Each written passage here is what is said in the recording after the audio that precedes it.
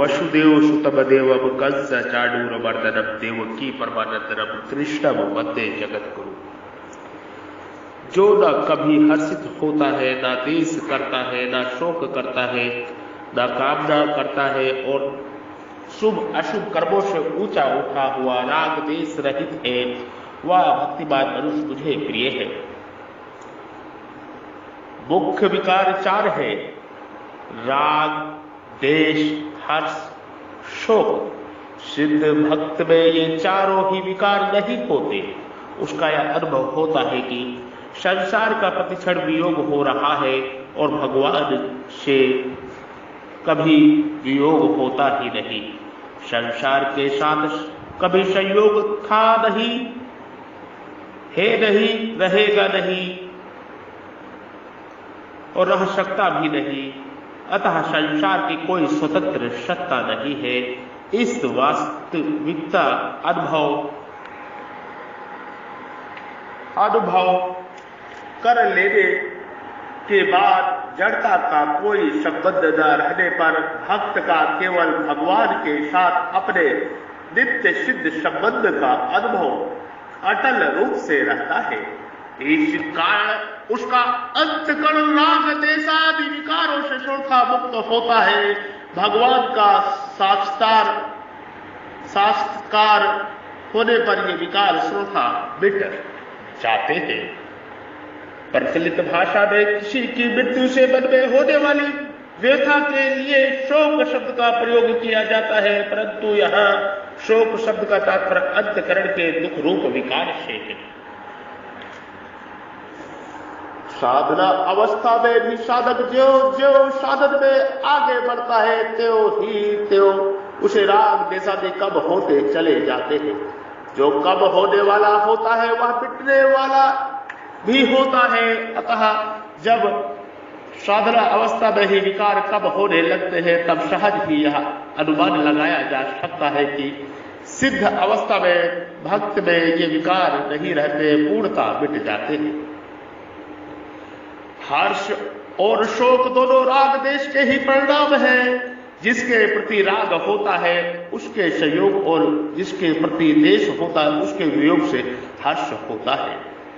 इसके विपरीत जिसके प्रति राग होता है उसके वियोग या वियोग की आकांक्षा से, जिसके प्रति देश होता है उसके संयोग या संयोग की आकांक्षा से शोक होता है। सिद्ध भक्त में राग देश का अत्यंत भाव होने से स्वतः एक सभ्य अवस्था निरंतर रहती, इसलिए वह विकारों से स्वतः रहित होता है। जैसे रात्रि के समय अंधकार में दीपक जलाने की कामना होती है, दीपक जलाने से हर्ष होता है, दीपक बुझाने वालों के प्रति देश या क्रोध होता है और पुनः दीपक कैसे जले ऐसी चिंता होती है। रात्रि होने से ये चारों बातें होती है, परंतु मध्य हद का सूर्य तपता हो तो दीपक जलाने की कामना नहीं होती, दीपक जलाने से हर्ष नहीं होता, दीपक बुझाने वाले के प्रति देश या क्रोध नहीं होता। अंधेरा न होने से प्रकाश के अभाव की चिंता भी नहीं होती। इसी प्रकार भगवान से विमुख और संसार के सम्मुख होने से शरीर निर्वाह और सुख के लिए अनुकूल पदार्थ प्रकृति आदि के मिलने की कामना होती है। इनके मिलने पर हर्ष होता है। इनकी प्राप्ति में बाधा पहुंचाने वालों के प्रति देश या क्रोध होता है और इनके न मिलने पर कैसे मिले ऐसी चिंता होती है। परंतु जिसको मध्याह्न के सूर्य की तरह भागवत प्राप्ति हो जा गई है उसमें ये विकार कभी नहीं रहते, वह पूर्ण काम हो जाता है। अतः उसको संसार की कोई आवश्यकता नहीं रहती।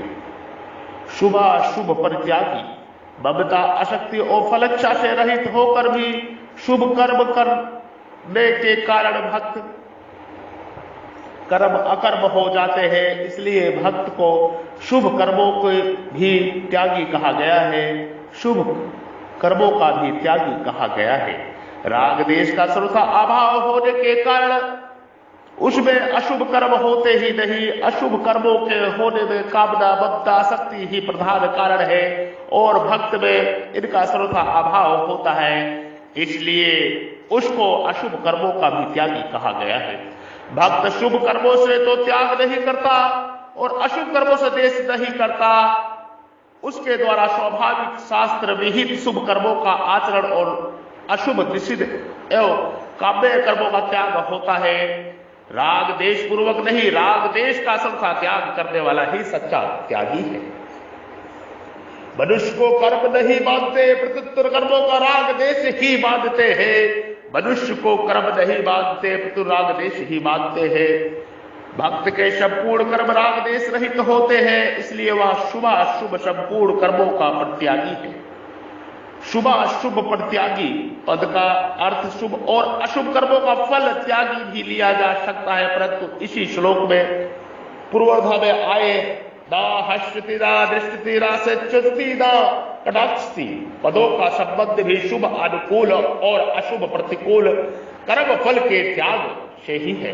अतः यह शुभाशुभ प्रत्यागी पद का अर्थ शुभाशुभ कर्म फल त्यागी मानने से पुनरुक्त दोष आता, इसलिए इस पद का अर्थ शुभ एवं अशुभ कर्मों का राग देश की त्यागी ही मानना चाहिए। भक्ति मंद शाम प्रिय भक्त की भगवान में अत्यधिक प्रियता रहती है, उसके द्वारा स्वतः स्वाभाविक भगवान का चिंतन स्मरण भजन होता रहता है। ऐसे भक्त को यह भक्तिमान कहा गया है। भक्त का भगवान में अनन्य प्रेम होता है, इसलिए वह भगवान को प्रिय होता है। हर्ष स्थिति और शोक सुस्ती राग कृष्टि और देश देशि में द्वंद्व है। भक्त में कोई द्वंद्व नहीं रहता, वह निदग्ध हो जाता है। नारद भक्ति सूत्र में भी आया है, यथा प्रायदा रमते दोषे भवति। जिस भक्ति के प्राप्ति होने पर भक्त ना तो किसी वस्तु की इच्छा करता है, ना शोक करता है, ना देश करता है, ना किसी वस्तु में आसक्त होता है और ना उसे किसी वस्तु की प्राप्ति उत्साह हर्ष होता है। वसुदेव सुतम देवम कंस चाणूरमर्दनम देवकी परमानंदनम गिरि कृष्णम वंदे जगत गुरु जगत गुरु जगत गुरु जगत गुरु। ओम तत्सत, ओम तत्सत। ये ब्रह्म ज्ञान है, ये महान ज्ञान है, ये मोक्ष मुक्ति का ज्ञान है। स्वयं के स्वरूप में स्वयं का दर्शन, यही ब्रह्म ज्ञान है, यही महान ज्ञान है। मैं आपकी शरण में हूं, मैं आपका ही हूं प्रभु, मैं आपकी शरण में हूं, मैं आपका ही हूं प्रभु। मैं परमात्मा का हूं और परमात्मा ही मेरे है, मैं परमात्मा का हूं और परमात्मा ही मेरे है। मैं केवल भगवान का हूं और केवल भगवान ही मेरे है, मैं केवल भगवान का हूं और भगवान ही मेरे है। सतचित आनंदमय चिन्मय प्रभु की जय हो, सतचित आनंदमय चिन्मय प्रभु की जय हो, सतचित आनंदमय चिन्मय प्रभु की जय हो। ओम भद्रकालाय नमः, ओम भद्रकालाय नमः, ओम भद्रकालाय नमः, ओम श्री नमः, ओम श्री नमः, ओम श्री नमः।